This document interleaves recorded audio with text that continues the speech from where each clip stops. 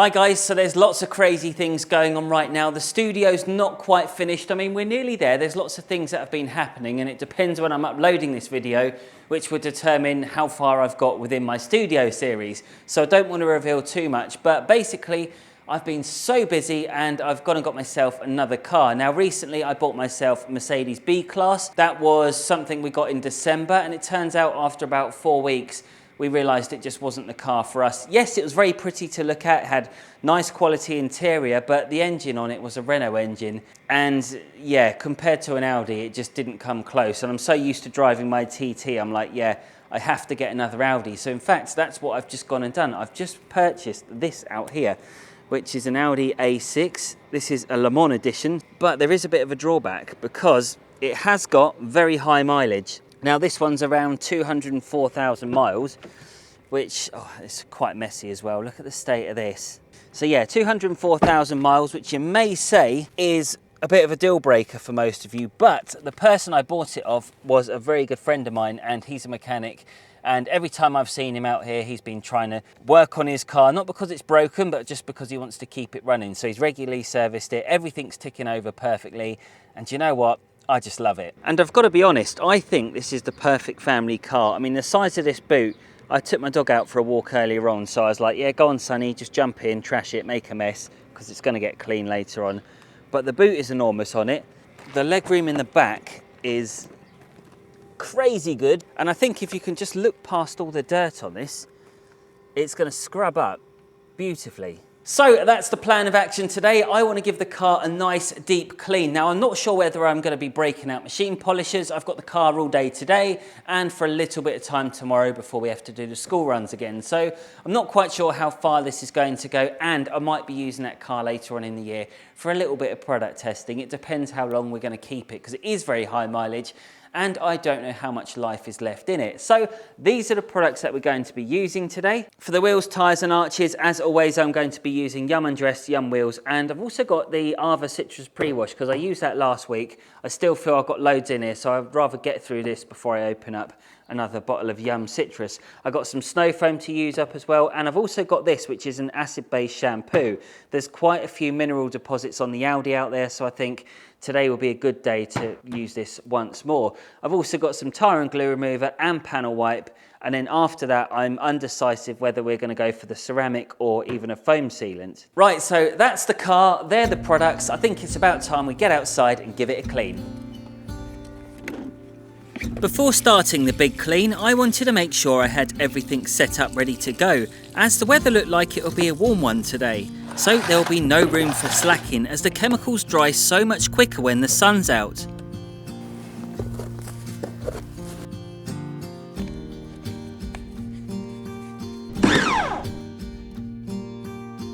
Working on one wheel at a time, I'm starting on the shady side first, and I'm using my go-to tyre cleaner alongside some wheel cleaner.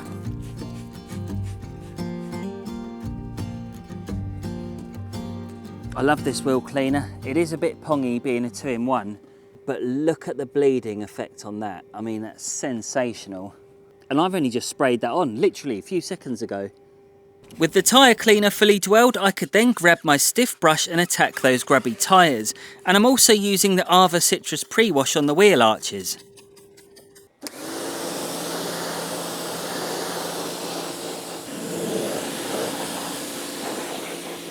So what I'm going to do now is just give it a quick agitation, and we're not going to rinse it straight off. I'm actually going to snow foam on top in a moment's time because we want to keep as much chemical activated for as long as possible. And it doesn't matter if you don't really get under here, because in a moment we're going to run the car forward once we've gone round all 4 wheels, and that's the only way you can be guaranteed of a perfect finish. And I would say these wheels are pretty shot, so I'm not quite sure how they're going to look by the end of the video. So I've got this Temu brush, which I'm trying to use to destruction, so you can see there's not really much life left in it. It's starting to go really manky inside there, but it's not completely dead yet. And I've had this for 6 months, at least 6 months.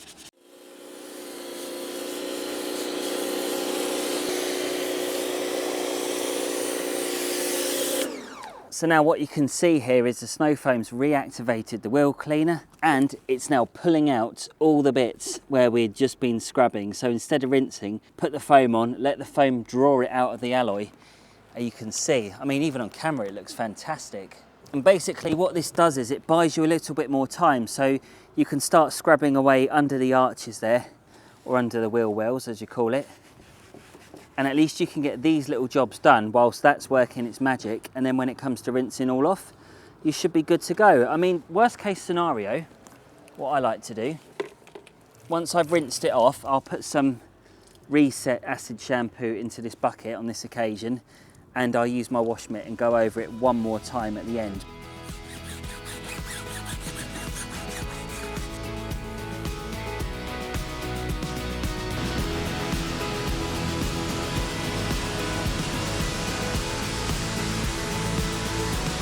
So just to quickly show you the difference, that's the before and that is the after.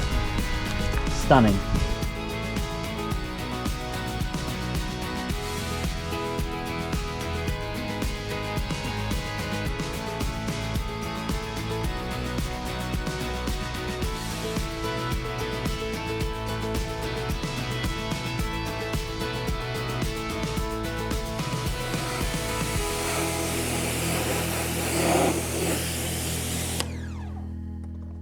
Moving on to the sunny side of the car now, and this was slightly trickier. So I made sure that I used plenty of foam to prevent any of the wheel cleaner drying out too soon on the wheels. Once I finished all 4 alloys, I rolled the car forward and repeated the entire process again, albeit I didn't have to be as thorough as the wheel cleaner had pretty much taken care of everything. However, I wasn't finished here because the wheels were clogged to the max in road tar, so I really wanted to do a one-off tar removal treatment.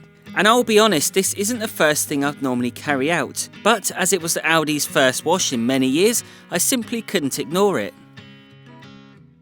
Next up, I wanted to try the Ava Citrus pre-wash again because in a previous cleaning video, I ran it through the foam cannon, which is what they recommended.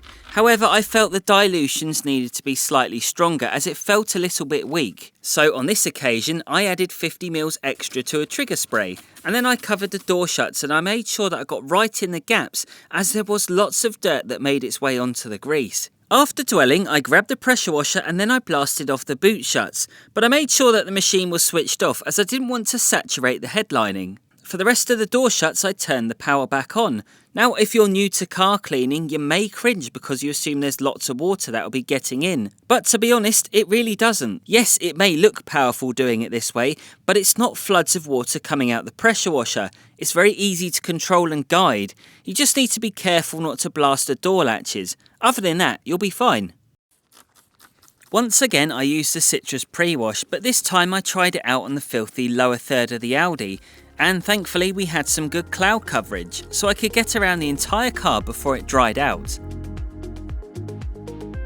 Next job on the list was to keep the pre-wash activated for longer. So as always, I snow foamed on top, and I still couldn't resist giving the wheels one more hit with the foam. And following up from the previous clean I did, I'm sticking with the Ava Premium Foam Cannon. A few minutes after giving it enough time to dwell, I began with the rinse stage. Now, because of the state of the bodywork, I knew later down the line that I would have to machine polish this. So yes, I could have gone through the whole fallout remover process, but I decided to leave it out for today's video, as I feel I just didn't have enough time if I wanted to get it all done. Instead, I went straight in with the contact wash, and the best option for me was to use Reset, which is an acid-based shampoo. And this is fast becoming one of my favourites as it really got deep into some of those contaminants. So recently on the channel, I made a dedicated video that covers everything you need to know about acid-based shampoos, because they often get bad press. However, if you use them in the correct scenario, then they can be a real game changer, and I will leave a link to that video in the description below.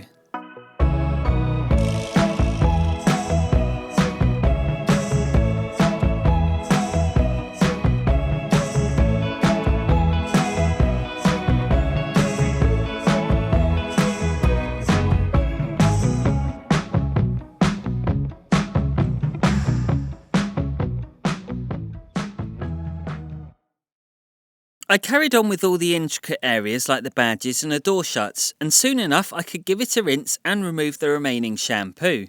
So what I'm going to do now is give the car a very basic towel dry, because I really want you to see the extent of the contamination on the paintwork. And this road tile was outrageous. It was probably one of the roughest examples I think I've ever seen.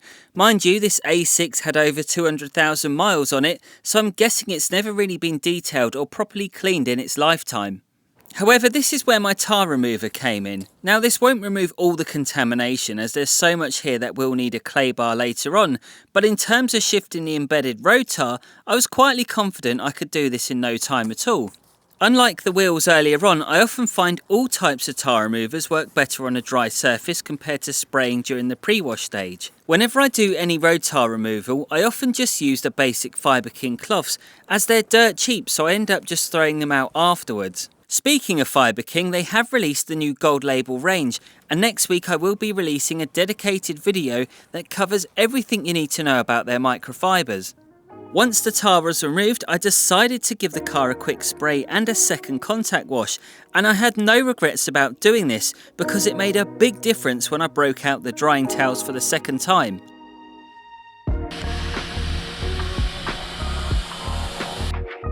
At this point I was looking forward to getting this fully dry so I could add some serious gloss. But I really wanted to make sure that I was thorough, so I broke out the Rokit car dryer, which worked wonders blasting all that trapped water out to the crevices.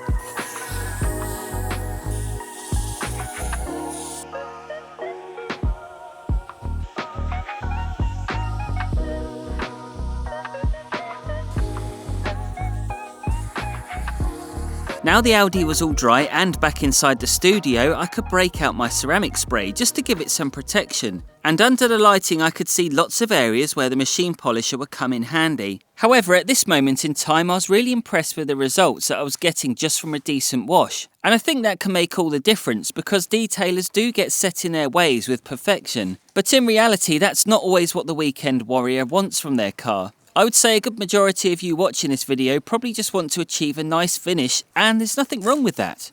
After spraying the alloys, I jumped onto the glass, and when it comes to getting a streak-free finish, I do like to make sure I get around the edges, as it just finishes off the appearance nicely. To be honest, most of the time you can get away without using glass cleaner, but as this hadn't had a clean in many years, I decided to go all out, and I'm glad I did because it looked amazing.